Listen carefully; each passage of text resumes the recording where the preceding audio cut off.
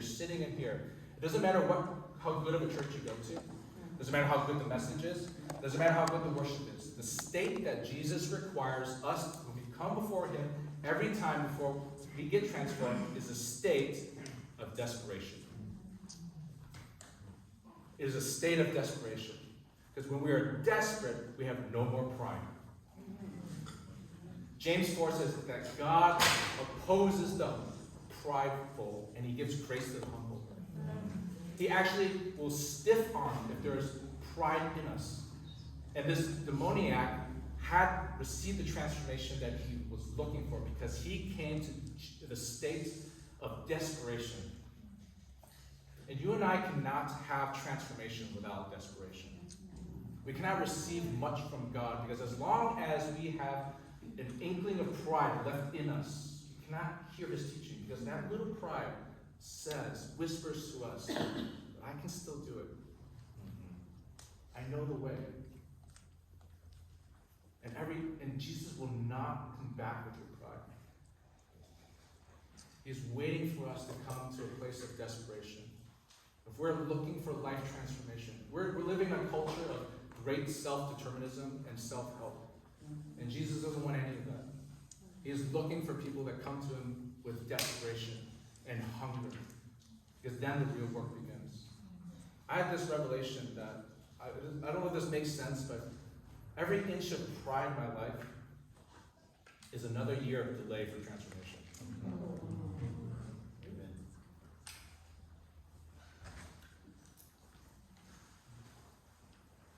One of my mentors, Bob Walsh, I love that guy. He just keeps telling me, Phil, God is always trying to get you to the end of yourself. I don't care how gifted you are, Phil. I don't care how strong you are. I don't care how educated you are. I don't care how much money you got. I don't care who you know. God is trying to get you to the end of yourself. And the moment you get to the end of yourself, that's when the transformation begins. I remember points in my own struggle in many areas of development in my life. I had to come to a point where I had to be on my knees and say, God, I can't do it. There's no learning, there's no wisdom that I could have. Apart from there's no one that can help me. I'm absolutely broken apart from you. And I realized that those were the secret moments of transformation, where the heavens began opening up wisdom because I was ready to receive teaching. Some of you guys here are not yet transformed because you are not yet desperate enough for transformation. And God wants to give freedom, but he wants a whole heart wholly submitted to him. The demoniac could get the transformation he needed because he was desperate. And the question I ask you today is, are you ready to work? Are you ready to work? That's question number one, okay? Question number two is, do you know why you are the way you are? Do you know why you are the way you are?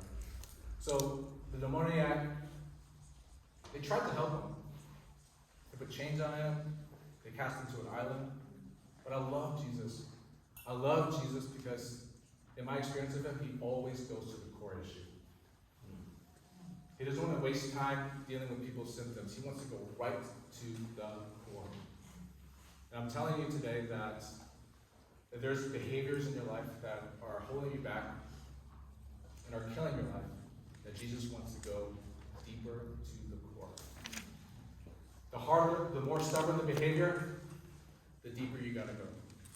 Because there is something underneath us that Jesus wants us to see for ourselves and he wants to deal with. Because the greater the depth, the greater your deliverance. And if we don't partner with Jesus in going deep, we're gonna miss out. However, I realize that sounds great on paper, right?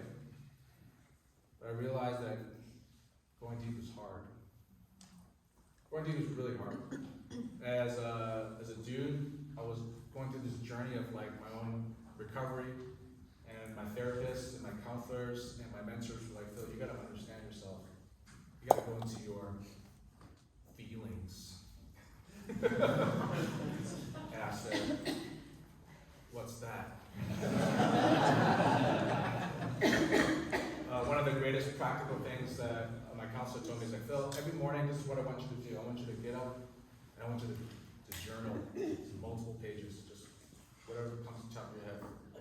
And I was like, that sounds crazy. I don't want to do that. I don't want to look at my thoughts therapist.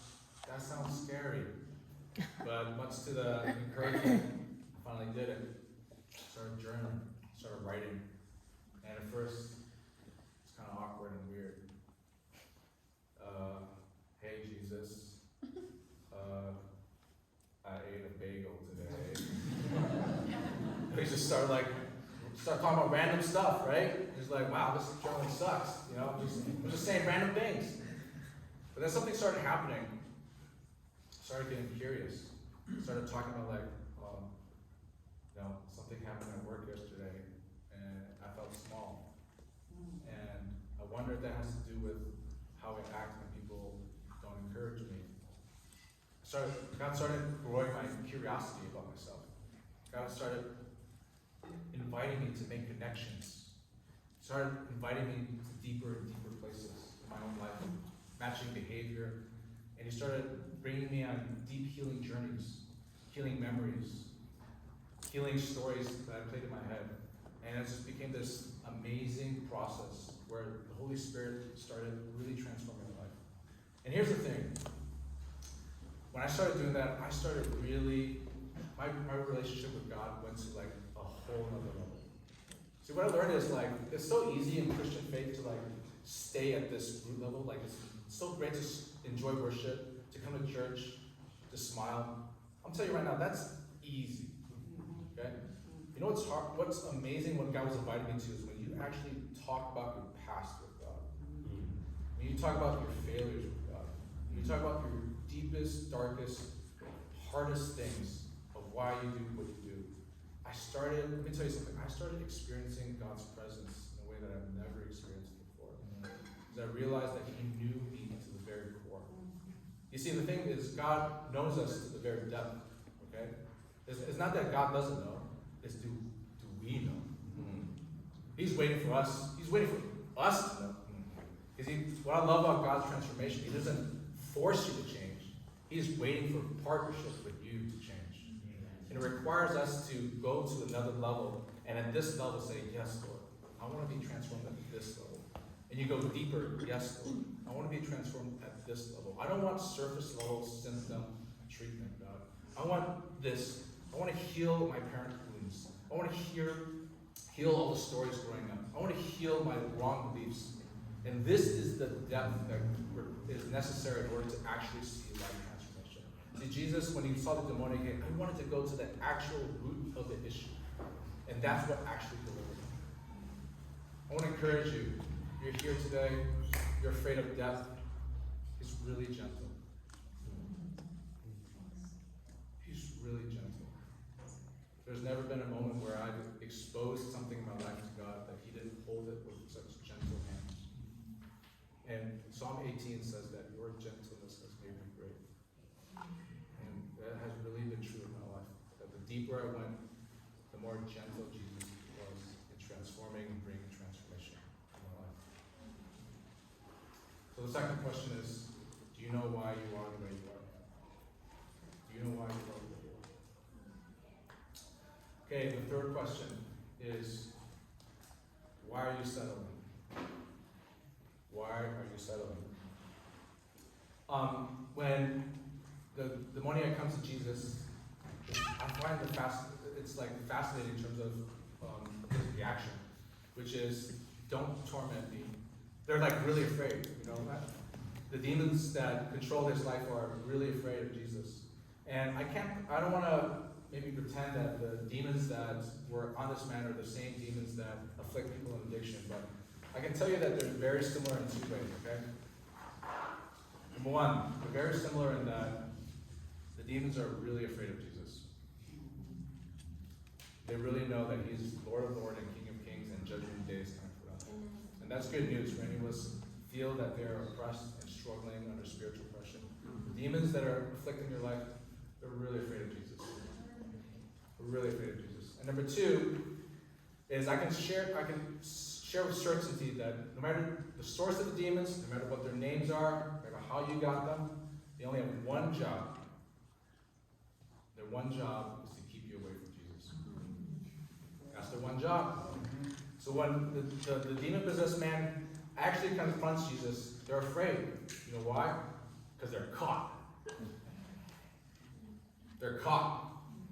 They're like, you caught me in the act. And now that he's here, they're afraid. All demons try to do, especially, I do sense that addiction behavior has a spiritual component to it. They're keeping us away from Jesus. And specifically, by offering us counterfeits in his place. That's all demons do. They offer us counterfeits in his place.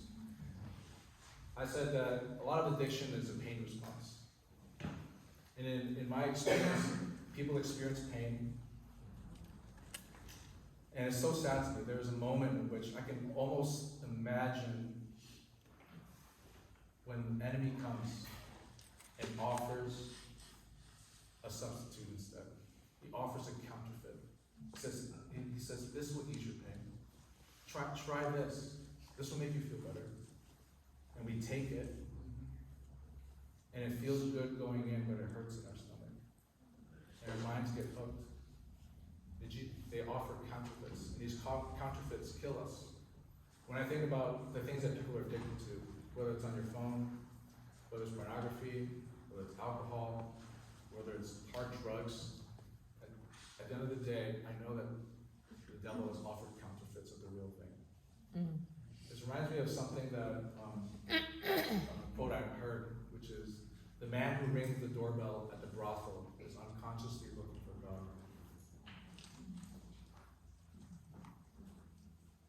Even the worst of us, when we reach for that thing,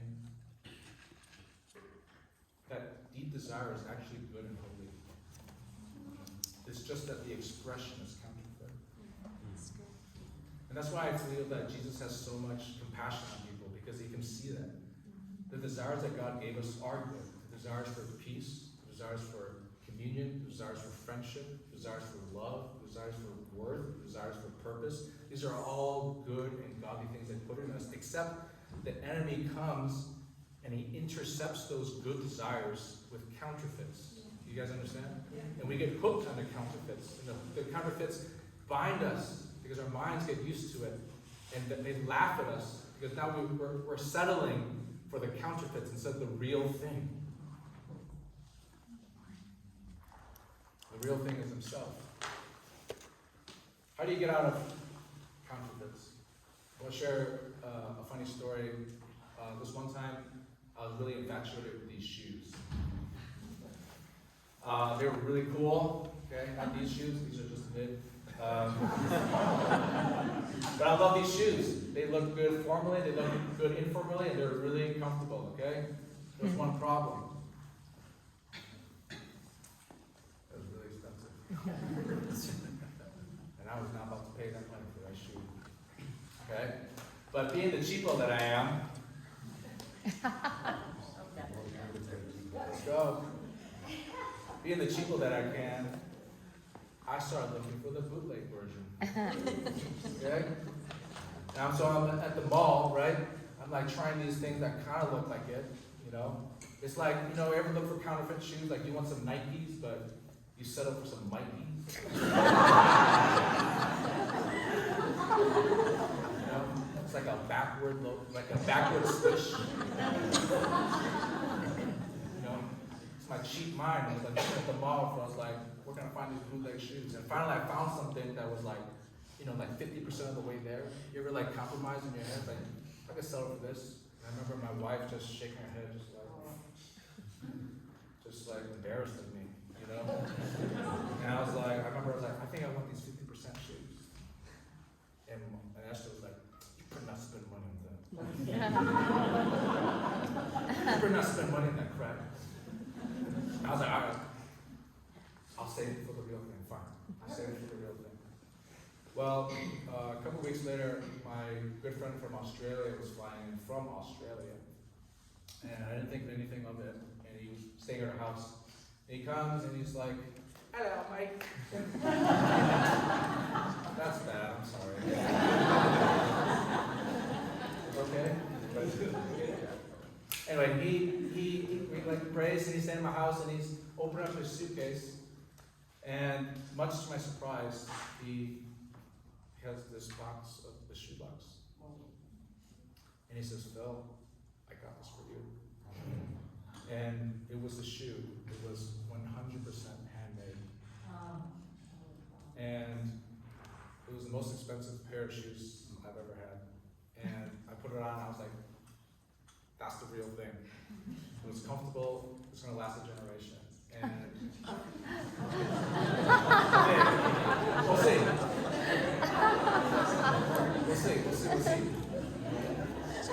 And I was so grateful, like my heart was so moved. And you know what's crazy after that? I stopped thinking about the counterfeits. I don't even think about it anymore. Because when you taste the real thing,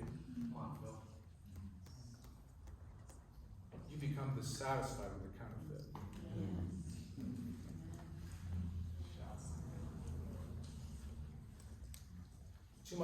Too many of us with addictions have been too satisfied with the counterfeit. How do you get out of the counterfeit? You train yourself on the real. You train yourself on the real, okay? And look, I know there's men here, no judgment if you're struggling with pornography, okay? I just want to say, God made sex so amazing with a real woman. Sometimes, like, after Esther and I just lay there and I thank God. I just thank God. Sorry, are the kids gone? It's not being recorded, is this? Sorry, kids, I'm sorry, I stay here. I'm going to hear it afterwards, sorry. But the truth is real. The real thing is so good, it makes counterfeits look terrible.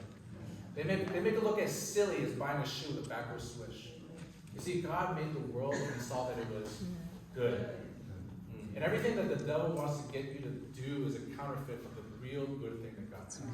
So if you're struggling here with some addiction or some compulsive behavior, I'm going to tell you right now, look for what the good in God has created. It can be as actually getting a girlfriend, okay? It could be actually going out and enjoying the mountains, enjoying the air. This world is beautiful. God made it on purpose. Don't settle for counterfeits. Settle for the real thing. Once you train yourself in the real, once you go, this is the real deal. Do you know how easy it is to say no to counterfeits? Yeah. See, most people think addiction is running away from something, but if you have something to run towards, it's not even a game anymore. Yeah. And Jesus is the real deal, guys. I'm telling you, you're sitting here and you go, man, I tried following God and I haven't found it yet that tastes better than the counterfeit. I'm going to tell you right now, 100% guaranteed. If that's your attitude, I'm going to tell you right now that you have not found it yet. Because whatever God promises is good and awesome. Every perfect gift comes from the Heavenly Father's love. That's the awesome part of being a Christian. It is not boring. It is the most pleasurable and awesome life. Stop settling for counterfeits. Stop settling for counterfeits. I got to keep this going. So ready? Okay. Why are you settling? Okay. Next question. Who are you when you're at your best? Who are you when you're best? Okay. So what I love is Jesus is he's so amazing. He's such a great shepherd. He asks, "What is your name?" Right to the demoniac. What is your name? And what's interesting is I thought about this. Does Jesus ever ask anybody's name in the scriptures? I was like, he doesn't. You know, he knew Nathan before he saw him at the fig tree.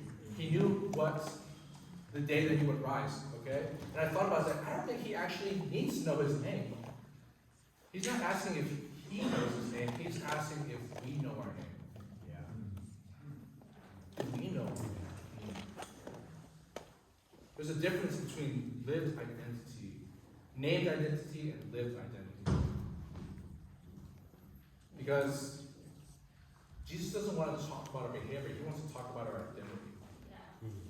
Because you can correct your behavior, but it's what you think of yourself that will actually result in what you do. Every time Jesus wants to transform somebody, he actually transforms them at the core root level of who they think they are. And Jesus wants to transform their identity. I'm telling you that any behavioral change that you need to make today, Jesus is going to transform who you think you are underneath it all.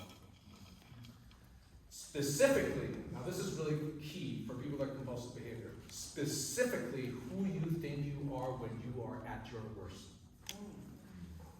I'm about to get real deep. You guys ready? Yeah. So when I was at my worst, you're sitting alone. I'm sitting alone in the dark, and I think I'm trash and a monster. What's interesting is paying attention to what the devil wants to call me in that moment. Because whatever the devil wants to call me in that moment is the identity that's binding me to that behavior. I realized that a lot of my behaviors were tied to the sense of feeling incompetent, feeling not powerful, feeling worthless. And I realized that if I kept believing that, I would continue with this. There are so many, I see this out in the world, there's so many alcoholics that I run into. When you look past the veneer a little bit, it's this belief that I'm worthless, that my life's not worth redeeming, that I'm a nobody. Nobody can help me. And it's that underneath the veneer identity that Jesus needs to change. You won't climb out of that behavior unless you climb out of that identity. And as soon as you climb out of that identity, the behavior will change. You want to know how to climb out of that identity? You guys want to know this? I figured out the hack. I did. I figured out the hack. You guys want to hear the hack? Yeah. I realized who the devil wanted to call me at my worst reveals who God sees me at my best. I'm gonna say that again. Who the devil wanted to call me at my worst, on the other side of that lie, is who God sees me at my best. What I mean by that is, God wanted me to operate from a place of worthlessness. And I thought, no. At my very best, God sees me as worthy. He loves me. He died for me. And that's the identity that he wants me to operate on. The devil wants to call me a nobody in my darkness. I'm famous in heaven. I'm famous in heaven. You see, you want to know the hack is figure out what the devil wants to call you at your worst and just call yourself the opposite. There's a biblical truth there that he wants to hide from you. He wants to obscure from you because he can shame you at your worst and call you names. If you figure out what that name is, you just laugh at him and go, well, that just means I'm the opposite. I know your game. I know your game. I know your game. I'm going to call myself the opposite because that's how heaven sees me. And when I start declaring I'm a son of God, I have the Spirit of God. I have the spirit of self-control. I start actually declaring God's truth over my life. And I start weaning the power of what he says about me in my darkest moments. And I start living from the place of living at my best. Identity. That's how God transforms us. What is your name? I'm going to ask you this. When you think about what your worst behaviors are, what is your name? Who does the devil want to call you? And who does God want to call you instead? What is your name? All right, last question. Ready? Do you believe you can be free? Do you believe you can be free? This is so key. You know what I love about this passage? It's actually, you remember, okay, I showed the passage. He gets free, right? He gets delivered. And you remember what the town does in response? It says they were afraid. Isn't that such a strange response? Like, wouldn't you be like celebrating? Right? It should be like, it's just like kind of a weird response, right? He's in his right mind sitting there in his hometown, they were afraid. And actually want Jesus to leave. You know what I realized the enemy of freedom is? This is like so key.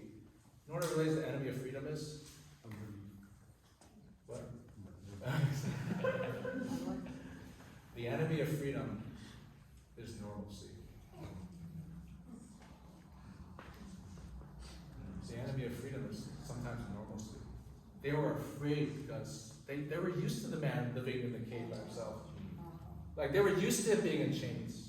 That's how we saw him every day. And then when he was in his right mind, they were afraid because, like, their normalcy was disrupted. Sometimes in order to be free, we have to disrupt normalcy. How do we get there? This reminds me of, like, how circus elephants are trained. You know how circus elephants are trained? It's really sad. They capture the elephants, right? And they put a big metal chain around their leg. And they chain that to a pole, like a metal pole. And at first, the elephant fights, right? Even at their strength, they fight and tug. And they fight with all their hearts. They said they have to be free. And they pull, but they can't break the metal chain and they can't break the metal pole. And something happens over time. They start giving up. They start trying because they start being resigned that this is reality. And you know what's wild? I don't know if you ever see this in the pictures of circus. The elephants don't have metal chains anymore. Instead, you ever see this? It's just a string. You ever see this? It's just a string, a piece of string around the leg attached to a little clumsy pole, which they can obviously break. And you wonder, like, why don't they break it and just go free? Because the chain is no longer on their leg, the chain is in their mind.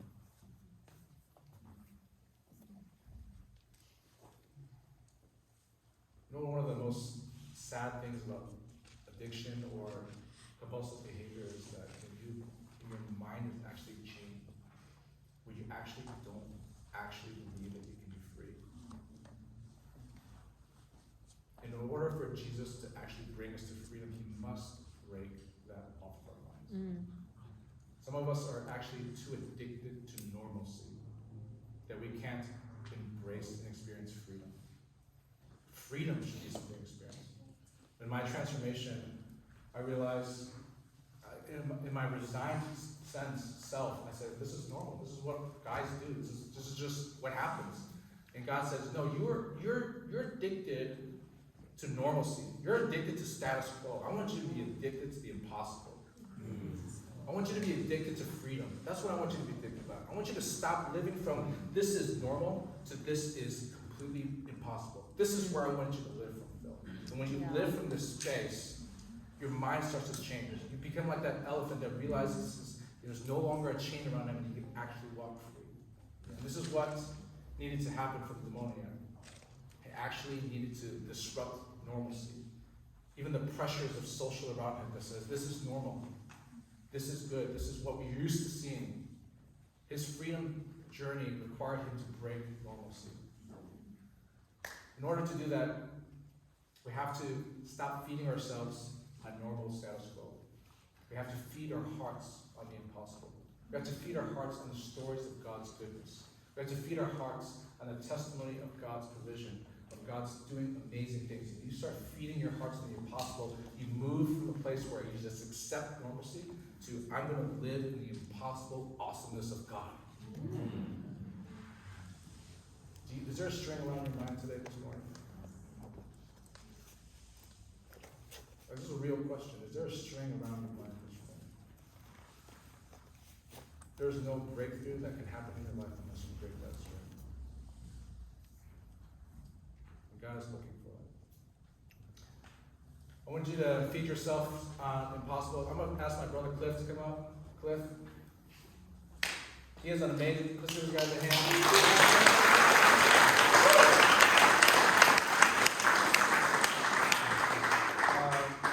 One of the lions in our church. He's so amazing. He shared this amazing retreat, testimony at our men's retreat. And he's so gracious enough to share a little bit of story from his own life. So, go for it. All right, perfect. Yeah. All right, I'm Clifford Ross. I'm an alcoholic. That's a little jarring to say in front of everybody, considering AA is anonymous. So everybody I know. I was a child of pain, and I think that's where, Phil, you touched on everything, and Phil's a therapist, I think we're going to agree with you 1,000%. So, as an addict, you have this pain, and you start at such a young age, and I was a product of a sports and a military household, and that just shaped me into a sense of normalcy that made me believe that I wasn't good enough, or I had high highs and low lows, and those couldn't be accepted in modern day society. So what inevitably ended up happening is I started coping with that pain, whether it was in sports or whether it was in alcohol or weed or anything, and inevitably I ended up choosing alcohol as my vice. And growing up in the Midwest, it was normal. I mean, I think it was normal to drink 3 or 4 times a week. It was normal to go to a party school. It was normal just to be engulfed in what was, you know what I mean, alcoholism. And so that normalcy, you really never got to break from it. And nor was I a Christian, so I didn't really have those people in my life to say, hey, what you're doing is wrong, you don't know God, step this way. And so I think for me, it's, when you get an AA, you get a sobriety date, it's called a birthday.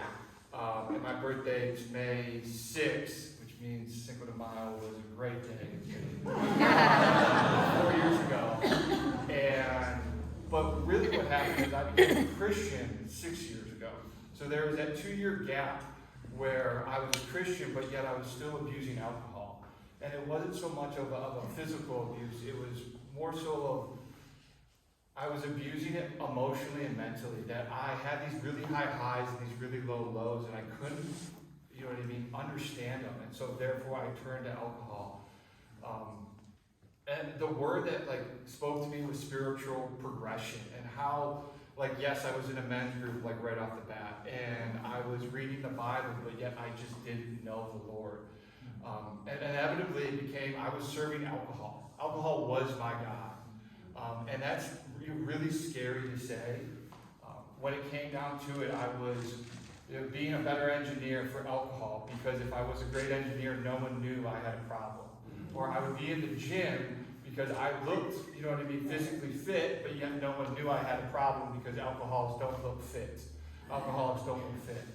And so I was hiding who I was. I was hiding this person behind a closed door, and I would have these reset days where I would just take a week, a month of just high highs and low lows, and I would just be all right, I'm going to have a reset day. And that is I'm going to go to the bar, I'm going to have a drink, and it's just going to reset everything. And that was my God. Alcohol was my God, and it gave me that freedom from what I was looking for. And I think what was so scary in that is that, yes, I was a Christian, and I saw these such powerful people just getting saved and healed, and here I am being all right, I'm in the men's group, I'm reading the Bible, everything's good, but yet I am just so lost. And so I think as spiritual progression, and James, I shared this on Thursday, but draw near to God and he will draw near to you. And so at the end of the day, it's if you put your both feet in and say, I'm going to draw near to you, he's going to draw near to us. And I think what, inevitably what I'm trying to say is, you touched it on this, is why are you settling? And I think for me is the price to change was too costly. And as I knew God and I knew Jesus, he had already paid that price. And so no matter what that price has been paid, he will lay down, he has laid down his life, he will continue to lay down his life. And that no matter what you think is going to be your rock bottom, it will get worse, and I mean that in the best way possible. Because Jesus will search your heart and not just be okay, alcohol is your problem. He's going to search your heart and then find everything else inside of it. Because if you turn to alcohol, what you were saying, that's one. But then you get rid of alcohol, the devil's gonna find another one. And you're gonna go down that list, whether it's your phone, weed, alcohol, just anything. The devil does not want you to get close to him.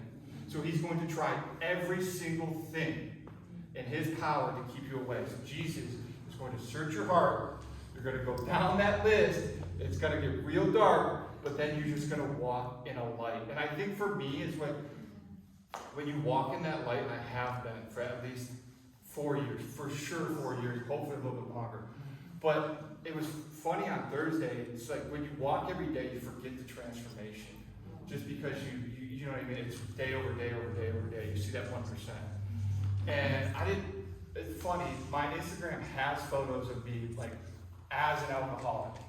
And I showed Jeremiah the photo of me, and he was like, you look completely different. And so for me, it was nice to hear that, like, I feel it in my heart, but like physically, I also feel different. So I think what I just want to end on, and what Phil touched so like incredibly on, is that like, put both feet in. Like today's the day, put both feet in. It's going to get a little scary. Buckle your seatbelt and just hold on. Because at the end of the day, knowing the Lord, knowing who He is, allowing Him to get close, the pursuit of holiness is the closest of the Lord in your heart. So if you pursue Him, He will find you, because He already knows you. So just let Him into your heart. So thank you.